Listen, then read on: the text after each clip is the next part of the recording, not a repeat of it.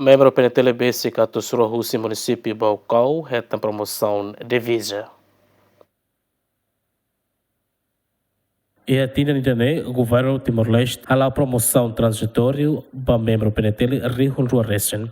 O seu número é BC Catusro mais Russi município Baucau. Comissário Polícia Pedro Belo Ateten, promoção de nessa motivação ida para membro PNTL, onde servir povo na nação rodia. Cada promoção ida bele sai anesan ponte motivador, no inspirador, ida onde ametin ética de serviço para membro PNTL Serenia, no for prioridade, para responsabilidade, claro, no dever, o optimal, e a instituição Polícia Nacional Timor-Leste, na nação, no Estado. Também, membro ainda precisa serviço de acreditar, entusiasmo de BAs e a vontade de atuar o sacrifício, na dedicação toma.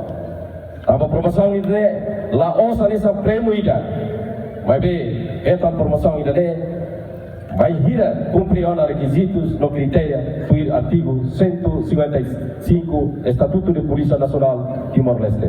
Ministro do Planeamento do Investimento Estratégico, Gastão Francisco de Souza, congratula membros da BRT promoção de visa, também aumenta a confiança na responsabilidade do serviço de acreditar.